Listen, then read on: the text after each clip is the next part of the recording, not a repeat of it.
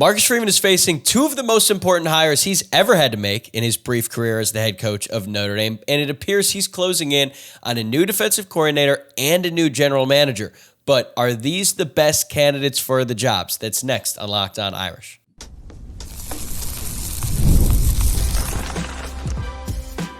You are Locked On Irish, your daily podcast on the Notre Dame Fighting Irish. Part of the Locked On Podcast Network, your team every day.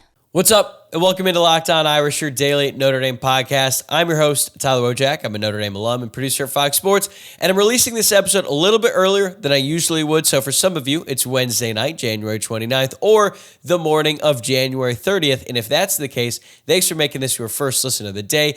Quick reminder to subscribe on YouTube or wherever you're listening to the podcast. And today's episode is brought to you by Gametime. Download the Gametime app, create an account, and use code LOCKEDONCollege for $20 off your first purchase. So I wanted to get this episode up as soon as possible because of all the news that broke surrounding the Notre Dame football program on Wednesday. The first big story that broke was courtesy of Pete Thamel of ESPN, who reported that Chris Ash had officially accepted the job as Notre Dame's defensive coordinator. We expect this to be a co-DC role along with Mike Mickens, the current defensive backs coach, but we are still awaiting official word from the school at the time of this recording. But this move has been in the works for several days now. We've already talked about it on the show a little bit. I believe Pete Sampson of The Athletic was first to report that Chris Ash had become Notre Dame's top target for the position several days ago. Then just a couple hours later, Pete Nakos of On3 reported that Texas Tech general manager James Blanchard has emerged as Notre Dame's top target to replace Chad Bowden. This move is not official at the time of this recording, but it is trending that way. And to break it all down today, I'm going to be joined by a great friend of the program, Greg Flammang from Irish Sports Daily, because him and I have basically been talking nonstop as we try to stay as up-to-date as possible with all these different offseason moves. We've been kind of breaking it all down over text, so we're like, you know what, let's just do it on the podcast. So without further ado, let's bring in Greg.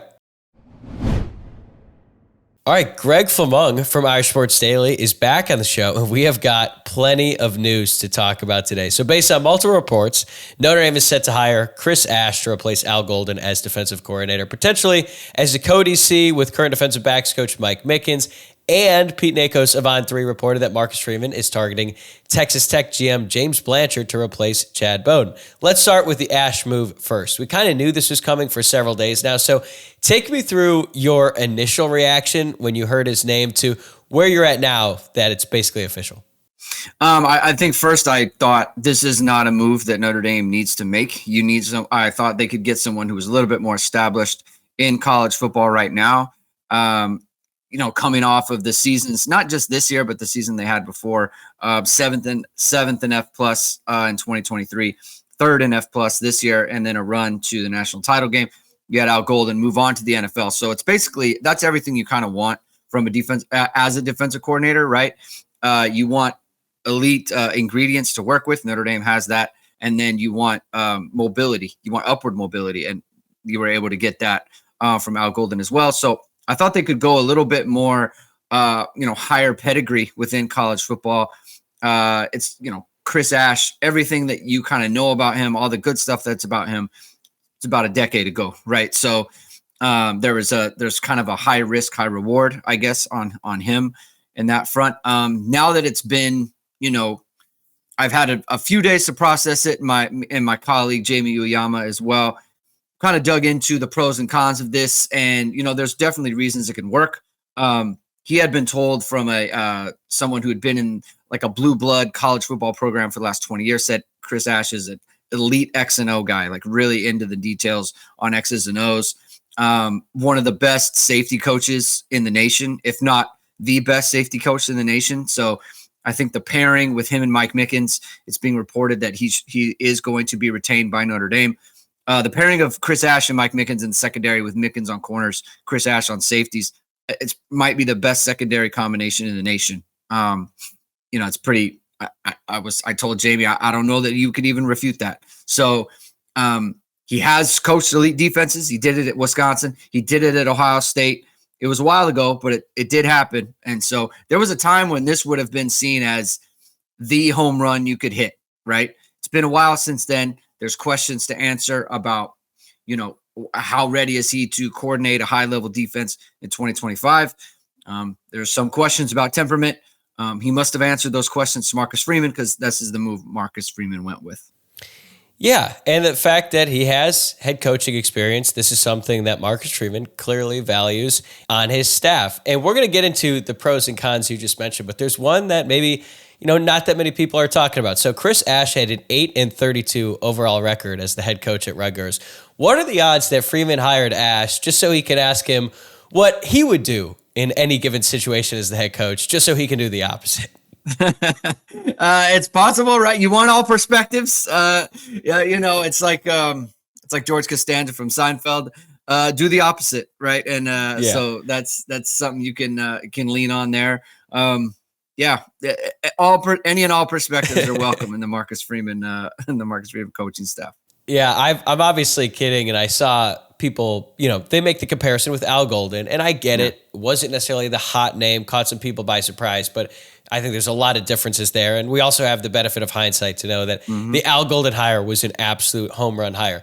Most people I've seen do not like this move. And there are several different reasons why. It's not really the same thing. Some of it does have to do with his failure as a head coach and the fact that Rutgers people, players, and the people who worked around him didn't really have that many great things to say. But I would say, if you go 8-32, no one is going to be really happy. And I don't think that his failure as a head coach means that he's not going to be able to succeed as a coordinator. But he's also been removed from college football for several years. He had a short stint at Texas that didn't really work out that well either. And to your point earlier, we don't know if he's a great cultural fit either because he comes from the Urban Meyer coaching tree. Yeah. And that type of coaching style in college football is a little bit outdated. So what are you most concerned about out of all those things I just mentioned? I think it's the time away from being in charge of a good defense. For me, there's so many things involved in that, or even being involved in a good defense, right? Like the comparison to Al Golden to me is similar in bio, but not similar in situation because Al Golden was a linebacker coach of a Super Bowl team, like the Cincinnati Bengals. Cleveland's not making it to the Super Bowl ever, dude. The Cincinnati Bengals were in the Super Bowl, right? And not just that, but they went on the road and beat Pat Mahomes, which at this point feels impossible, right? So true. He was on a staff that was able to do that. And so he was coming from a successful situation. I think if Chris Ash was the DB coach of the Eagles, if Chris Ash was the DB coach of the Kansas City Chiefs, people would feel more confident in his ability to come in and do the job. And so that to me is kind of where it is. It's just, it's been a bit, he didn't do a bad job at Texas. Like people, look at the fact that Tom Herman was fired that year as a failure on Chris Ash. He actually did improve that defense quite a bit from 2019 to 2020, the year that he was there. But you didn't see him build that unit into something that was elite because Tom Herman lost his job, right? And it was also during the COVID year when that was a very strange year in college football. It was his first season as the DC there. We have to remember, too, Al Golden didn't do the best job in 2022, right? People weren't so, wasn't seen as the home run hire that he's seen now. I mean, there were rumors at the time that Al Golden didn't even like it at Notre Dame, that he was going to be a one and done, right? And then that obviously drastically turned around for the better. So it's just, but it's still the lack of evidence is there, right? That we just don't know how he's going to be in modern college football. He hasn't called the defense for a very long time. He hasn't called a defense multiple years in a very long time, right? It was just the 1 year at Texas. And then he was the head coach at Rutgers from 2016 to 2019. So it just, you don't know how it's going to go. And that's the thing that I kind of didn't like about the hire originally, was just like, you would like to have some evidence that you kind of know where this is going. Greg is going to be right back here with us in a second to discuss how Chris Ash is going to fit in with the Notre Dame coaching staff and the culture of the locker room. But before we get to that, I want to tell you about Gametime. Attending NFL playoff games is an experience like no other. The energy, the excitement, and the connection with other fans is unmatched. I remember the thrill of seeing my favorite team clinch a playoff win live, and it is a memory that I'm never going to forget. This year, Gametime makes it even easier to create those unforgettable moments with their new feature, Gametime Picks. It filters out the fluff and shows you only the best deals on great seats so you can focus on what really matters, being there. I use Gametime Picks to grab tickets for a playoff game, and it could not have been easier. I found a super deal that gave me incredible value for my amazing seats, and I could even preview the view from my spot before buying. The all-in pricing is a game changer, so no surprise fees at checkout. Plus, knowing my tickets are backed by the Gametime guarantee gave me complete peace of mind. And their curated deals make it easier to find the best price on great seats. So take the guesswork out of buying tickets with Gametime. Download the Gametime app, create an account, and use code LOCKEDONCollege for $20 off your first purchase. Terms apply. Again, create an account and redeem code LOCKEDONCollege for $20 off. Download Gametime today. Last minute tickets, lowest price guaranteed. Right, that's where I'm at with this too. Like, I think that there's definitely some pros here that I can see. The fact that he's been in the NFL, Marcus values that. Yeah. And it seems like from a philosophy standpoint, Marcus isn't going to be the type of coach who's like going to be calling the defense. I know that was something that maybe you had mentioned, maybe he would consider it. Based on this move, it doesn't look like he wants to do that, but he does want to have a say in how the defense is structured, wants a 4-3 defense, very aggressive, and that is something that Ash wants to run. But the thing that I'm most curious about, not necessarily concerned, is like this pairing with Ash and Mike Mickens as we expect it to be as co-defensive coordinators. If Ash is calling the defense, that would suggest that he's also going to implement his own defense. But would he do that without really bringing his staff with him? Because Notre Dame already has a D-line coach and a linebackers and Mike Mickens, and they've had a ton of success running Al Golden's scheme. You know, is he going to keep that same terminology? How much say is Mike Mickens going to have? There's so much more that goes into it just beyond the dynamic between Ash and Mickens, and it really involves the rest of the staff. So how do you think Ash is going to ingrain himself with the rest of the staff? Do you think he's going to bring in a whole new scheme, or do you think he's going to try to blend in as much as possible with what Notre Dame has been running in the past?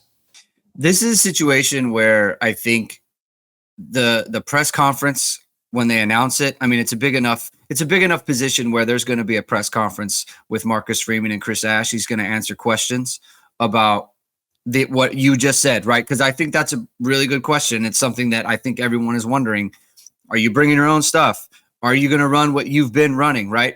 How much of your stuff is what Notre Dame is doing, right? Like Chris Ash was in the NFL. He was with the Jaguars. He wasn't an on-field coach this year, but in previous years he was. So a lot of the NFL is kind of doing the same coverages. They're trying to incorporate the same things. I know that's what Notre Dame was doing with Al Golden. How is that going to work? I also wonder if Mike Mickens is elevated to a co-DC, even though he isn't calling plays, how is Marcus Freeman going to handle that, right? Like, is Marcus Freeman going to have Mike Mickens at the press conference? Is he going to speak about his new role, right? So that's going to be interesting, like that kind of give and take about how this all is supposed to fit, right? And that's an open question. I mean, I don't know that anyone can really answer that right now. Even through reporting, you kind of need to hear from the principals involved. You need to hear from Marcus Freeman. You need to hear from Chris Ash on what his vision is. If we get the chance to hear from Mike Mickens, like, is he going to speak on what his role is? What new responsibilities is he going to have? He was the passing game coordinator this last year. Notre Dame was one of the best pass defenses in college football. So I think it's safe to assume he'll keep that. But then Chris Ash is also a secondary coach. So what are the kind of the push and pull of that situation? It's fascinating. Like, it's a good question by you. I don't know that anyone can really answer that. We need to hear from, Chris Ash. We need to hear from from Marcus Freeman on that. That's a great point. And normally press conferences, especially with Marcus Freeman, like, I don't put too much stock into him. Yeah. But this is so interesting because there's so many different layers with Mickens and Ash, and the fact that he's been removed, and his recent history isn't all that great. And to Marcus Freeman, like, why did you elect to go with a guy like this when Notre Dame is in such a great position? You think that they could have their pick of almost everyone. Like, Jim Knowles obviously came at a price. Jim Leonard was another name that was thrown around. He wants to stay in the NFL. So that is going to be a very fascinating press conference. But I want to go back to something that you said earlier about Mike Mickens and Chris Ash coaching the secondaries. You even put it out on Twitter that you really can't do better in the secondary than those two guys on safeties and corners. I would agree with you, given Mickens' expertise and Ash's coaching experience with the secondary. Is that the main reason why you think that this could end ended up working out really well for Notre Dame? I don't know about if it's the main reason. It's just this, for me as a former safety. I love that Notre Dame's going to have a really good secondary, and they have really good coaches in the secondary. To be honest, I don't know that there's like actually a main reason I think it can work, mostly because I guess the main reason I think it can work is it's because he's been successful before. It was a while ago, right? It wasn't, 2009, 2010. It wasn't 2013. It wasn't 2014, but it was still successful. And not only that, it was successful at an elite level.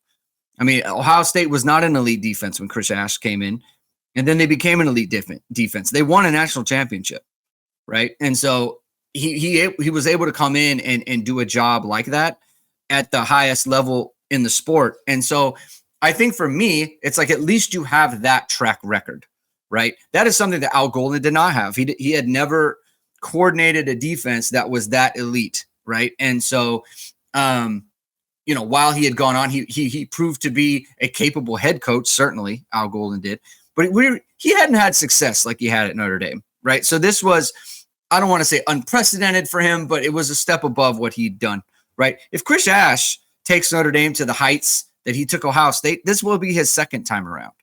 So that's probably the kind of the main reason to think this could work out. It's already worked out for him. It worked out for him at Wisconsin. And obviously it can work out for a lot of people at Ohio State with those athletes, but Wisconsin didn't have those type of athletes, and it worked out for them. So, Bielema, he trusted him. Urban Meyer trusts him. And as Jamie likes to point out, there's one thing that Urban Meyer cares about more than anything, and that's winning. He's not going to be aligned with someone he doesn't think is going to help him win. And so that's what he was able to do. Chris Ash did it at the highest level possible, won a national championship. When I think about the process and what led Marcus Freeman to making this decision, I think a lot of it had to do with the words of Urban Meyer, potentially Luke Fickell. I don't know how much Marcus Freeman and Luke Fickell are talking these days. We know that Fickell is Freeman's mentor, but then, Freeman basically poached everyone on Fickell's staff at Wisconsin. So I don't know how friendly that relationship is, but no one would know better when it comes to Ash than Luke Fickell, because they were actually co-DCs at Ohio State as well. And I'm sure that Jim Tressel, who we all know is Marcus Freeman's mentor, has some say in this as well. So you think about Marcus Freeman, the fact that he's such a young coach, he's going to rely on a pretty small circle just because he hasn't been in the industry that long. So it looks like he went to some people in his Ohio State orbit to ask about Chris Ash, and this is ultimately who he decided to go with. Does that make you feel more or less comfortable with the hire? I'm of two minds on this. On the first hand, I don't like that he seems to be leaning on like the Ohio State guys all the time.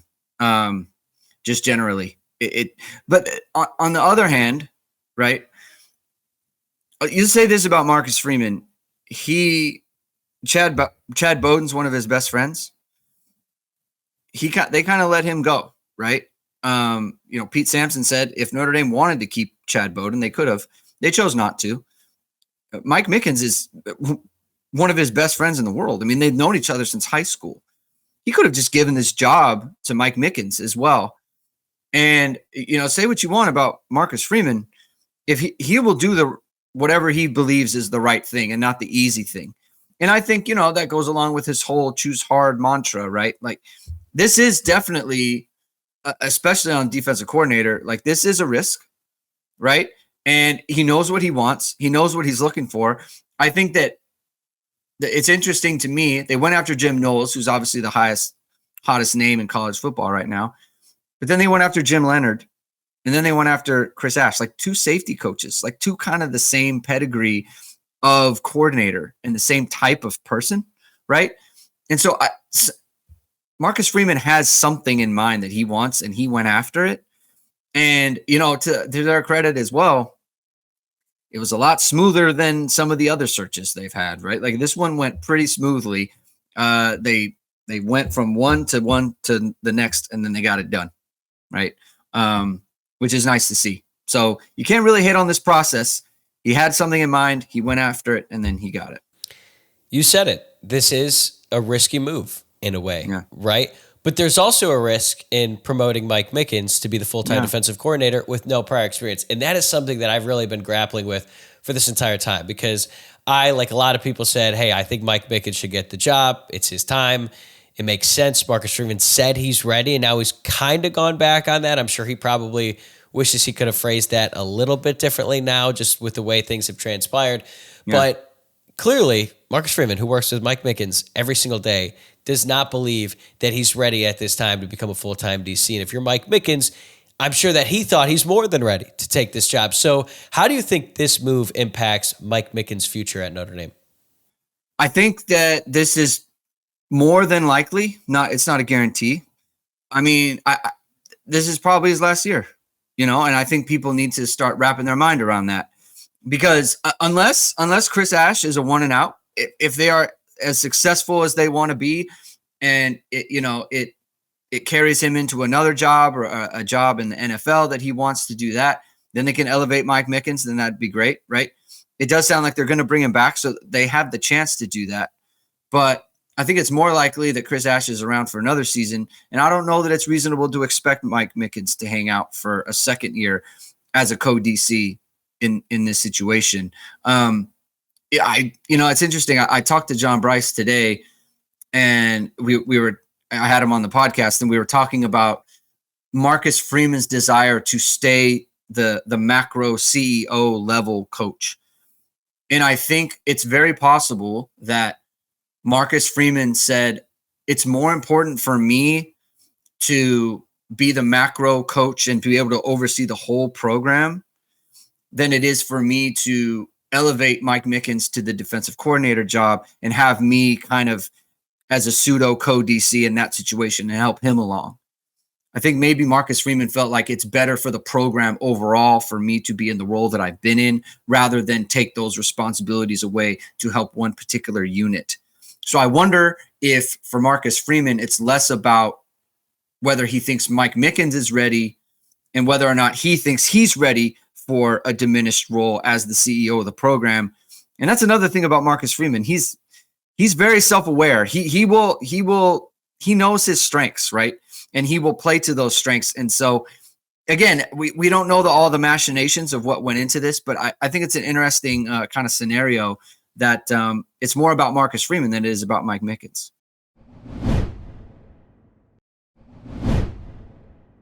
Let's talk about James Blanchard, who we expect will be the next general manager at Notre Dame. Maybe by the time you're listening to this, it is now official. But these guys operate behind the scenes. So it's tough to have a full understanding of how good they are at their job because, we just don't see it, right? It's not like a coordinator. We can't really look at that many numbers. We can look at recruiting rankings and transfer portal rankings, but that's only a part of the equation. But the early reports on him are that he's excellent at his job, specifically as an evaluator of talent. Texas Tech head coach Joey McGuire called him the best evaluator in all of college football. So what are your understandings of James Blanchard's abilities?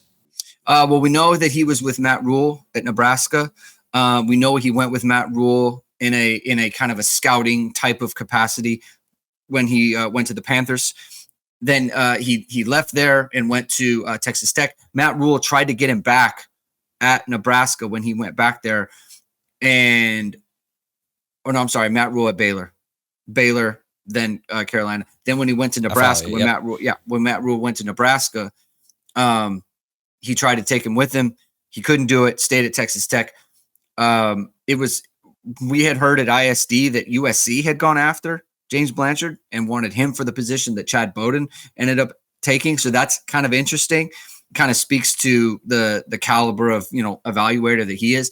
And I think the fact that he's an evaluator, Jamie had talked about how for all the things that Chad Bowden was, maybe he wasn't the best evaluator. And maybe that's something that James Blanchard can kind of, add to the equation for Notre Dame.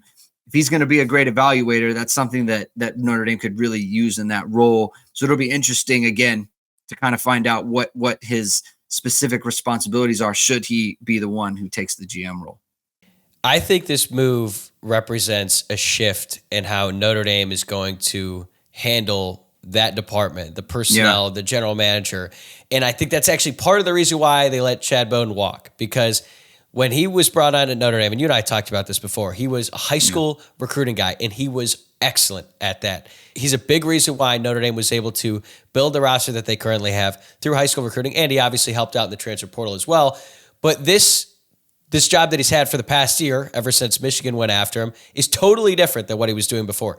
The general manager job in college football is a lot like what it is in the NFL now, where you have to evaluate and you have to look at NIL, costs, all that stuff factors in. So going for a guy like James Blanchard is interesting to me because I was like, okay, now they can shift away from what they were doing under Bowden, basically where he was kind of trying to do everything all at once. Now I think that they're going to have multiple positions instead of just having one general manager, even if this ends up being the same title. So do you think that, let's say Chad Bowden never was offered by USC, would they be able to make this shift if he were still around? Or do you think that his departure allowed them the freedom to kind of shake up the entire organization?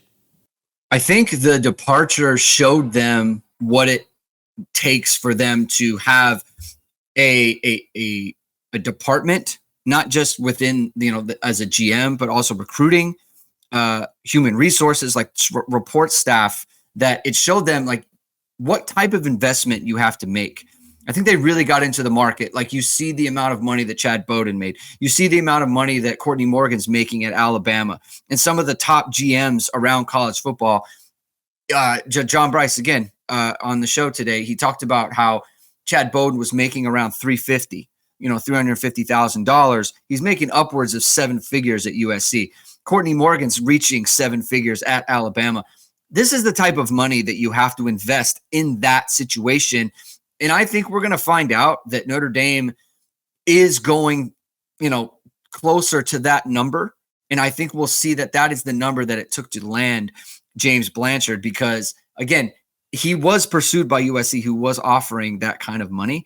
He turned it down. There's no way he's going for, it's a little bit different, cost of living and that sort of thing with South Bend, but he's got to be upwards of the $750K, $800K. That's what it demands. And that's the type of investment you need in that department. And so that was a big thing about what John Bryce talked with me about today, was just like Notre Dame having their eyes open to what exactly it takes to be competitive in the GM space, in the recruiting space, in the evaluation space, the NIL space, all those things. It's all kind of all encompassing. It's going to be a very interesting offseason to see what Notre Dame does with that department as they move a new GM into the role. Yeah, I wonder if this move is going to warrant a press conference as well, because I would love to hear from James Blanchard and kind of what his philosophy is. And to my point earlier, where I was like, there's really not that many rankings, or it's harder to quantify just how good a GM is. Well, the rankings for Texas A&M, at least since he's been there, have been terrific. Texas Tech, excuse me. Yeah. We talked about this before we started recording. They have the number 3 overall transfer portal class right now. They had recruiting classes ranked was 25th last year, and just outside of that, number 28 overall the season prior at a place like Texas Tech, where they're not normally in the top 25 in these recruiting rankings. So they're not like they're in the SEC either. Yeah, they're in the Big Lubbock, 12, Texas. Yeah. It's out there, and yes, they do, have a pretty good home base, obviously, in Texas, but they also have to recruit against A&M and the Longhorns and all that stuff. So I think the track record is there. I'm personally very encouraged by this hire. I also saw that picture that was going around on social media, cut off, tattooed, he's jacked. Sign me up for James Blanchard. I have no more questions about this guy. James Blanchard and Marcus Freeman are going to be in the weight room working out at 5 a.m. together instead of Marcus Freeman by himself. They're going to make Orlando wake up all early in the morning. You got to get multiple workouts in. Gone are the days where Notre Dame's general manager is dressing up as a leprechaun or an official. Notre Dame's current GM is just going to be grinding in the film room and in the weight room, just benching 315 at will. But last thing I wanted to ask you about before we go, a lot of people have been pretty skeptical about the Chris Ash hire, and I haven't really seen the reaction yet about Blanchard because it's still pretty raw. I don't think I've seen too many strong opinions, but I feel like Marcus Freeman has been really, really good at hiring since he became a head coach, which is pretty surprising because he had little to no head coaching experience, and that's a big, big part of the job. So does Marcus Freeman's history of hires, does that earn him the benefit of the doubt in situations like Chris Ash and now James Blanchard, where it's like, hey, I might not fully understand the move, but Marcus Freeman has done well enough when it comes to hiring assistants that I'm going to trust him that this is going to work out. I think it should. I think the just kind of the overall way that the program has been run for the last couple of years, right? Marcus Freeman loves to talk about continue to elevate, and I think that's what Notre Dame has been able to do. He's been able to pull the right levers. I mentioned the move to Marty Biaggi after Brian Mason. I mean, people felt like Brian Mason was lightning in a bottle, and how are you going to replace that, right? So many block kicks and things of that nature. You bring in Marty Biaggi, they haven't been as prolific in blocking kicks. They've blocked some, right? They blocked a bunch of punts this year with Bryce Young, Adon Schuler, and players like that. The fakes, right? That Marty Biaggi's been able to bring in. Excuse me, Tyler. The fakes that he's been able to bring in, return a kickoff for a touchdown. So that became it's a strength for Notre Dame, their special teams, right? And that was an open question whether or not they could do that after Brian Mason. He had to make a good hire at the offensive line. Joe Rudolph is now being interviewed by the Bears, or at least there's interest from the Bears in the NFL. Obviously, Mike Mickens, that was a no-brainer. He'd actually hire him, but he brought him in. And so, and obviously, Dylan McCullough has been worked out really well. Mike Brown is, work in progress. We're not sure about that. See. We're not sure about that situation. But I think the fact that the overall program is being run so well right now, and they're like sleeker. It feels sleeker. It feels more tight. It feels like everyone is kind of working off of the same page. Just again, look how kind of seamless the DC search was. Look how kind of seamless it's going with the GM, right? That's proof of a good operation, right? And then you look at the way Notre Dame was able to play, it all kind of fits, right? Everything kind of fits that Marcus Freeman is running a tight program, is running a good program. He knows what he wants. He's going after what he wants. And then the results are coming on the field. And that's really all you want, right? Like you want everything to kind of fit. It seems to be fitting right now for him. I agree with you. And as I told you last week, my New Year's resolution is that I'm not going to get worked up about off-season news unless it's like Freeman himself leaving. And I think as I've sort of tried to reconcile with all these different moves and weigh the pros and cons, I'm just thinking, you know what? One, I'm not going to get worked up. And two, I don't think I have much reason to get worked up because I think the way that this process has been handled gives me confidence that Marcus Freeman has put a lot of thought and time into these decisions, and they're going to end up working out for Notre Dame. All right. Before we let you go, tell the people where they can find you. You can find me on YouTube. Hit and Hustle is our show. If you go to Irish Sports Daily, you go to YouTube, search Irish Sports Daily. You can find us there. You can subscribe to our channel. We've got Power Hour there. You've got Hit and Hustle there. We've got Dines with Dara there. We've got other interviews. I did an interview with John Bryce today. All of our stuff is there. Highlights, practice clips, interviews, all those things. You can find us there. Find me at irishsportsdaily.com as well. Greg is a content machine, and he came through for me today with a voice that's about to go. So we'll wrap it up here. Thanks so much for the time, Greg. We'll do it again soon. All right, brother. That's a wrap for this episode. Thanks again for making Locked On Irish your first listen of the day. I'm going to be right back here on Friday morning to assess how Notre Dame fared in the transfer portal now that we know everyone who the Irish brought in and who all walked out the door. Now that it's all said and done for this window, I honestly think Notre Dame fared extremely well, and I'll explain why in more detail on Friday's show, so make sure you tune in for that. As always, remember to subscribe on YouTube or wherever you're listening to the podcast, and if you're watching along on YouTube and you enjoyed the show today, you can give this video a like, or if you're listening to the podcast and you liked what you heard, remember, rate the show 5 stars and leave a review. Have a great day, everybody. I'll see you on Friday.